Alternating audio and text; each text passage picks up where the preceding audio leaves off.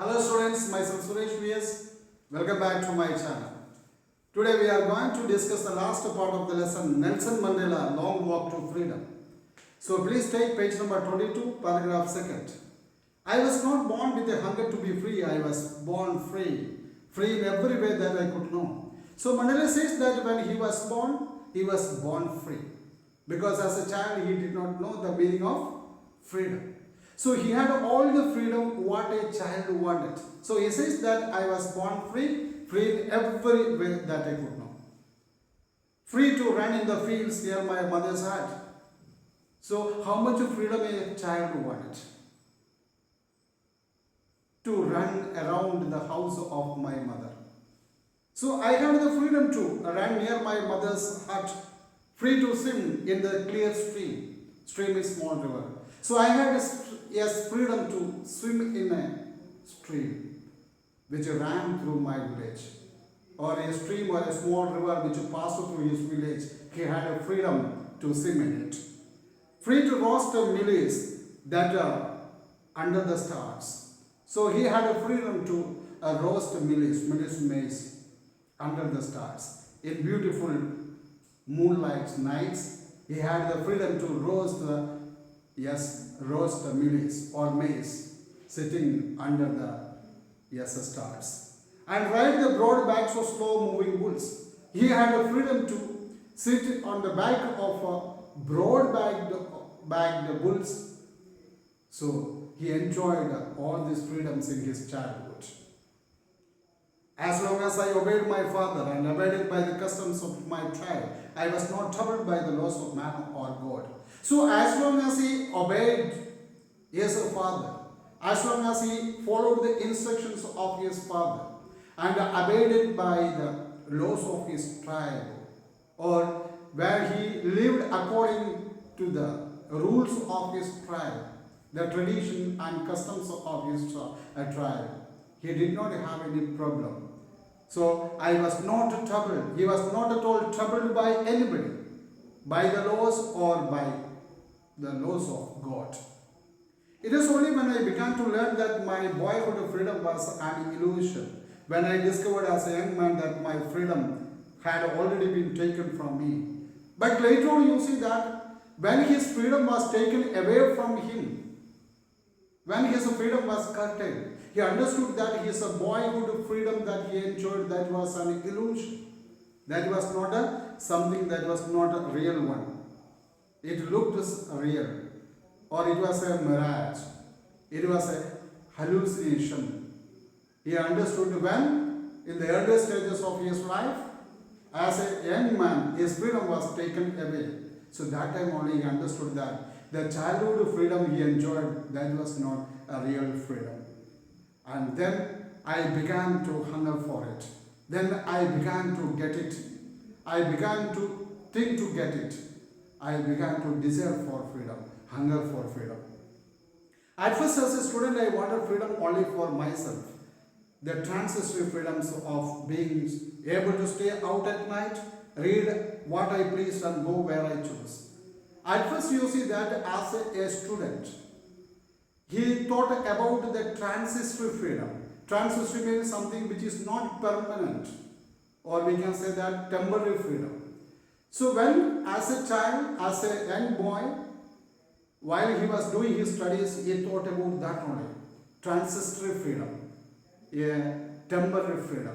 So that is to go out at night and also read whatever he liked or pleased, and pursue his studies according to his wishes. He thought that only. That is a transitory freedom or a temporary freedom. But later on, as a young boy in Johannesburg, I yearned for the basic and honorable freedoms. But later on, while he started living in Johannesburg, he thought about basic as well as honorable freedoms. What is this basic and honorable freedom? That's different from this transitory freedom. So basic and honorable freedom, that is the freedom to achieve my potential, to achieve his inborn ability, or achieve his own inbuilt ability, and also earning my keep and the freedom for earning enough money to live in. He wanted to earn enough money for his living. That freedom, that is the basic and honorable freedom. Of marrying and having family. And another thing, basic freedom, that is get married and have family. The freedom not to be obstructed in a lawful life. Obstruction is hindered. He thought about a freedom that should not be obstructed in leading a legal life. He is leading a legal life. In that there should not be any obstruction. These are the basic and honorable freedoms that he started to think and started to long for when he was in Johannesburg. But when I slowly saw that not only was I not free, but my brothers and sisters were not free. But later he understood that not only he himself, but his brothers as well as sisters were not free. They were also not free like him. He understood it later on. I saw that it was not just my freedom that was curtailed. He realized that not only his freedom was curtailed. Curtailed means prevented or reduced. But the freedom of everyone who looked like I did. He realized that the freedom of everyone who perceived it like me, who looked same like me, all other people's freedom were curtailed, reduced, that he realized later on. That is when I joined the African National Congress. So Nelson Mandela joined the African National Congress, and that is when the hunger for my own freedom became the greater hunger for the freedom of my people. Until then, he thought about his own freedom. But when he felt that others' freedom is also important, it's also necessary, it's also important like men. He started to think about other people's problems, their freedom and all. He joined, African National Congress. And same like his freedom, the freedom of his people also became a prominent one, important one.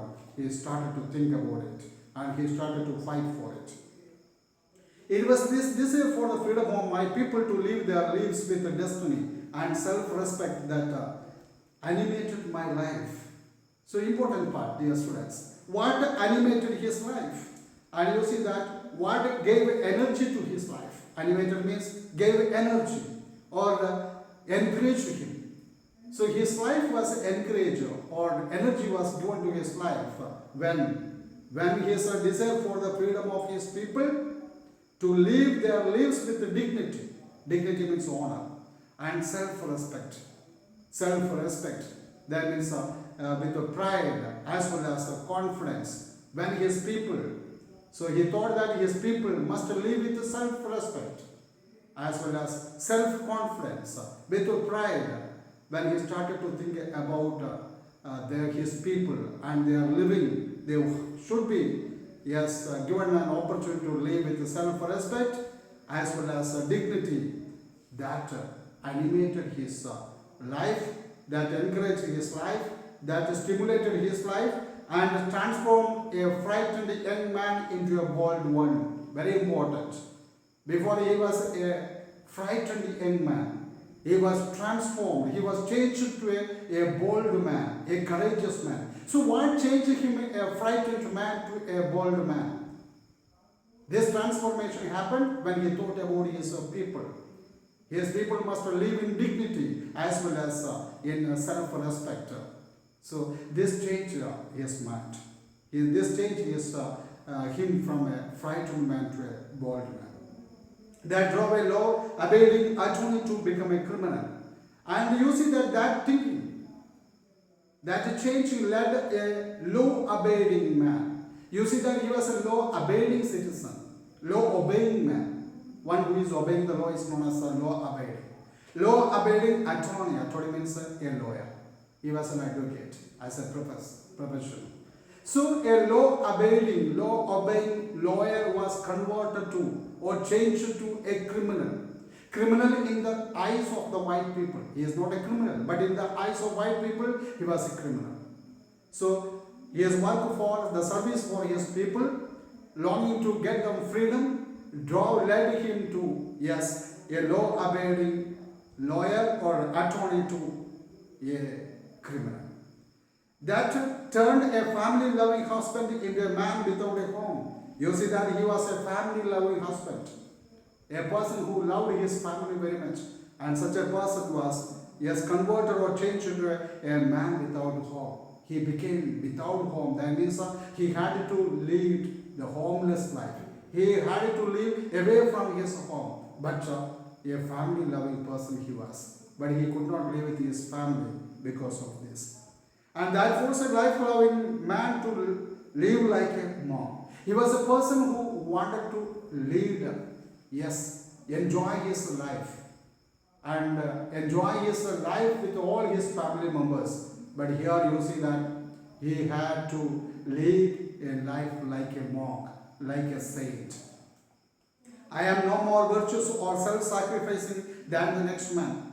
But he says that I am no more virtuous. I am not a man with all the moral qualities, but or self-sacrificing. I am not a man who sacrifices everything for others. Okay, I am just an ordinary man like everybody else or all other people. But I found that I could not even enjoy the poor and the limited freedoms I was allowed when I knew my people were not free. And you see, as the leader of the Negroes, as the leader of black people, he was given some freedom. But he was not able to enjoy that freedom when he saw that his people were curtailed that freedom. And when he saw that his people were not free, he was not able to enjoy that freedom, limited freedom that was given to him by the white people. He was not ready to accept it. Freedom is indivisible. Freedom, you see that it is undivided, indivisible, or we can say that cannot be separated. The chains on any one of my people were the chains on all of them.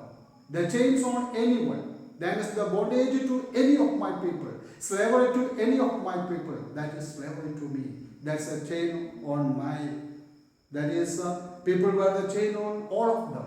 Suppose if some people are on chains, that means the whole people, all black people were on chain, or all were like slaves. The chain on all my people were the chains on me. If all people are not getting freedom, I alone getting freedom, there is no meaning for me. And if they are all on chains, that means that is a chain on me. I am also like a slave.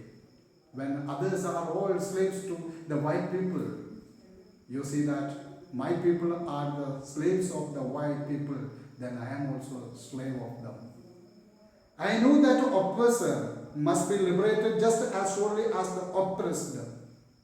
Oppressor, a person or a group that oppress others, or a person or a group torture others. So Mandela says that an oppressor as well as one who is oppressed, both these people must be liberated. Though both these must be liberated just as surely as the oppressed. So an oppressor must be liberated, made free, same like a person who is being oppressed. A man who takes away another man's freedom is prisoner of hatred. Why? A man who takes away the freedom of others is a person, yes, a prisoner of hatred. He is a man living in the prison of hatred.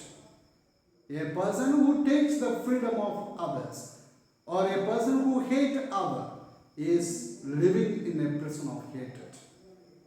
He is locked behind the bars. He is locked behind the bars. That means he is in the jail of prejudice.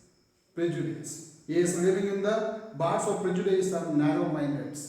And you see that a person who has oppressed another one, or a person who takes away another man's freedom, he is living in the, yes, he is living like a prisoner. In the prisoner, that means a prisoner of hatred. And saying like he is locked behind the bars of prejudice. And you know the prejudice means a strong dislike without any good reason. If we hate anybody without, yes, a proper, yes, a reason, it's a prejudice. We think something about a person without, yes, a proper reasoning or without proper thinking, that's called a prejudice. And here you see that the oppressor, he is living in the jail with the prejudice and narrow-mindedness. I am not truly free if I am taking away someone else's freedom. If I am taking someone else's freedom, I take away the freedom of somebody else. That means I am also not free. Just as surely I am not free when my freedom is taken away from me. When my freedom is taken away from me, I am not free. Same like one who is taking the freedom of another one, he is also not free. The oppressed, so he says, the oppressed, one who torture another one, and one who is being oppressed or tortured are same, are alike, and are robbed of their humanity. They are deprived of their humanity, or we can say both of them are deprived of brotherly love, or we can say compassion and humanity.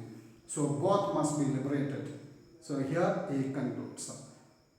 Dear students, here the lesson ends. I hope all of you understood it very well. Thank you for listening and watching it. Please like and subscribe my channel.